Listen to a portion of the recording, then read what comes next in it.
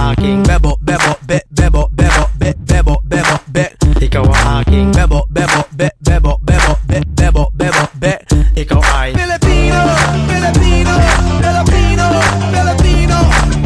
Hoy pare, pakinggan nyo ko. Eto ng tunay na Pilipino. Galing sa baryo sa Pangbato, pumunta ng LA nagtrabaho para makatulong sa nanay. Dahil sa hirap ng buhay, pero masaya pa rin ang kulay. Pag kumain, nagkakamay.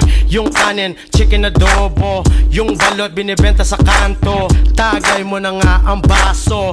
Pare ko, inuman na tayo. Filipino, Filipino, Filipino, Filipino. Bebo, bebo, be, bebo, bebo, be, bebo, bebo, be. Ikaw ang aking bebo, bebo, be, bebo, bebo, be, bebo, bebo, be. Ikaw ang aking bebo, bebo, be, bebo, bebo, be, bebo, bebo, be. Ikaw ay Filipino, Filipino, Filipino, Filipino. Masdan mo ang magagandang dalaga. Nakakagigil ang beauty mo talaga. Lambing hindi nakakasawa. Ikaw lang ang gusto makasama. Yung bahay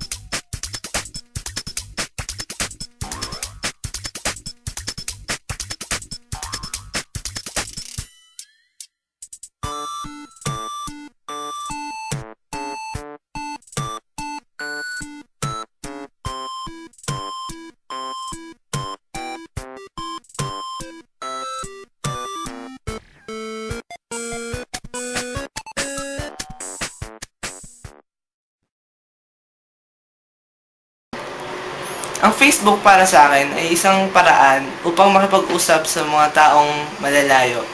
Lalo na sa kagaya kong nasa ibang bansa ang magulang. Kung wala ang Facebook, magiging mahirap upang magkaroon ng regular na komunikasyon. Para sa social networking, ang mga tao, naramdaman nila na yun nga malaya silang express yung sarili nila sa pamamaraan na gusto nila. Yun nga sa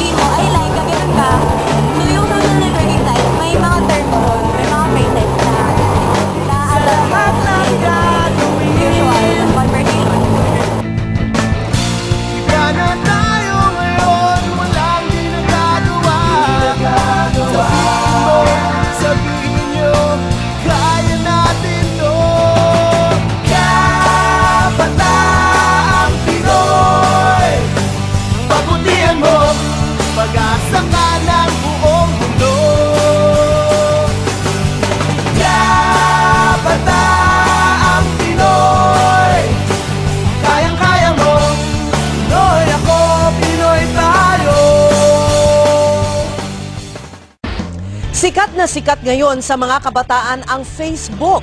Pero para sa ina ng isang dalagita, naging problema ito. Nakipagtanan kasi ang kanyang 14 anyos na anak sa isang lalaki na nakilala lang sa Facebook. Matapos ang isang linggo, nabawi ni Gloria ang 14 anyos na anak na itinago sa pangalang Cathy. Sa bahay mismo ng umano'y kinakasama niya sa Santa Cruz, Maynila. Kwento ng ina, naglayas ang kanyang Filipino-British na anak at sumama sa 22 anyos na si Celso Alisas Jr. Saan naman nakilala ng dalaga ang lalaki? Sa social networking site na Facebook. Giit ng sociologist na si Professor Al Leonidas, dapat maging pamilyar na ang mga magulang sa internet sites na ginagalawan ng kanilang mga anak. Pero higit dyan, mahalaga ang komunikasyon sa pagitan ng magulang at anak. Ang negatibong aspeto ng social networking sites ay dulot ng maling paggamit nito. Kailangang alalahanin na pag gumagamit tayo ng social networking sites, nagiging vulnerable tayo sa publiko. Anumang impormasyon na inilalabas natin ay maaaring gamitin laban sa atin at maging sanhipa ng skandalo. Problema. Dahil nga kung naman gusto nilang gawin, yun yung gagawin nila. Nawala rin yung importansya ng format at grammar. Pwede ko naman gusto. Tsaka, ano mo yun? Nasasabi ko yung XD, pati yung LOL. LOL, normal ganun. Tulog ko niya na ako nakakainis. Nagiging mas tamad ang mga tao. Pero imbis na lumabas sila para makipagkapwa at makipag-usap sa mga tao, mas gusto nila umupo na magsarap ng computer. Sa computer, mas nagiging mas matapang sila na sabi nila kahit na ano, nang hindi harapan sa mga taong gusto nilang kausapin. Kabataang Pinoy, pagputihan mo, pag-asa ka ng buong mundo. Kabataang Pinoy, kayang-kaya mo, Pinoy ako, Pinoy tayo.